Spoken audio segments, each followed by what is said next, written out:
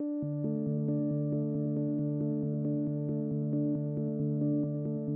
were sitting in the faculty club, and the first thing I saw was your Silver Star. And I said, "Where'd you earn your Silver Star?" You go, "Italy." And I said, "When?" 1945. What unit?" 10th Mountain Division. And I said, "Climb to glory." And you go, "You know our motto." Had you talked much about your combat actions before then, though, or had reminisced at all about them? It was pretty much out of my memory until you came into my life. What do you remember about coming back upon your battlefield for the first time in so many years? I saw the hills and I said, "This is it." I knew it was. It was very familiar. I was the platoon leader, acting platoon leader. Our captain was Captain Faust. He said, "I want you to lead your platoon to take that hill from the Germans." We had what looked like a rough assignment ahead.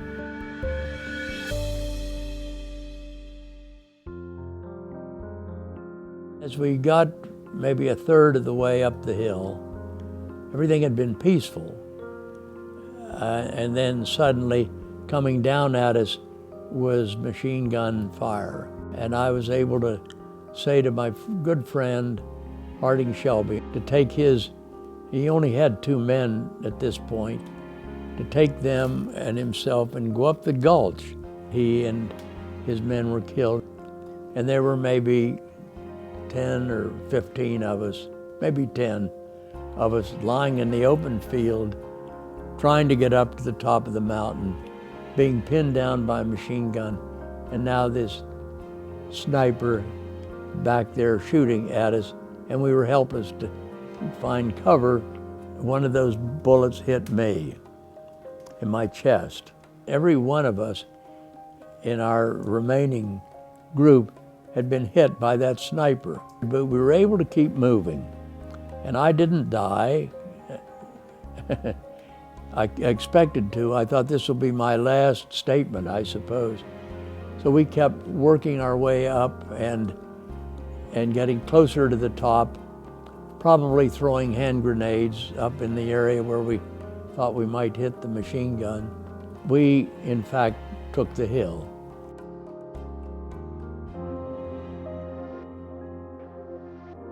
Just remembering it as I could remember it, it was one of the high points of my life, a moment of life and death and excitement and killing and screaming and fighting. I was given a nice citation of a Silver Star, and you and I conjectured that Captain Faust, he must have written a citation because only a few people knew what had happened, and he was killed 2 days later. One of the things you told me on that day, you said, "I just wish some of my family were here to see this." Yeah. And so we started on a very short timeline planning a trip for 30, 35 people to go back and pretty much retrace the steps of the trip we had taken the previous summer.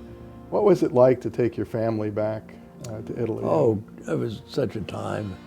After I had told the story, then you said, "We've heard what your grandfather, your father, led the troops to take Hill 775. Now let's take it again." And you took off as the leader, and half or 2/3 of the family took the hill. My memory is you then made a toast to Staff Sergeant Dunn and G Company of the 86th for taking Hill 775. And boy, I was crying. It was something else. And I made a toast to the Gulch and to Harding Shelby and his men. And it was quite a moment in my life. It'll stay with me till the last breath.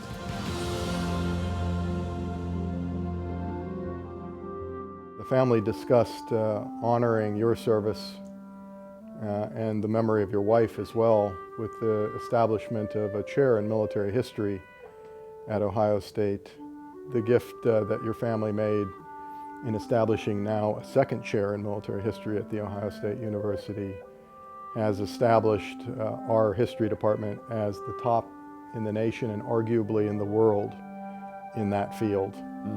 Most universities don't have a single military historian on their faculty.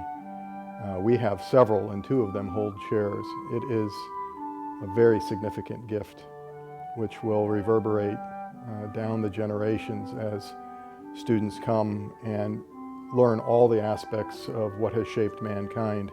And so we thank you and your family for the establishment of the chair. It was a signal moment in the history of our department. The Donald G. and Mary A. Dunn Chair in Military History, it's held by Bruno Caban, a former professor at Yale University who studies the impact of war on people and humanitarianism.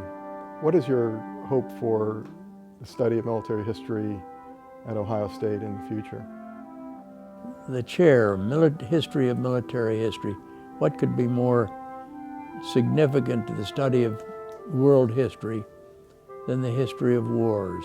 The millions of people that have been, especially probably in France with World War I, but all over Europe with Hitler, the concentration camps, are all part of the dreadful scene of World War II, are part of the human aspect of war. But studying them and reviewing the mistakes that have been made and the good things that have been done, and maybe the world going forward will be stronger. Donald, I have to thank you for becoming such a great friend. I think we have a friendship, Pete, a personal friendship and a friendship with the history department and with Ohio State that clearly is important for me and my family.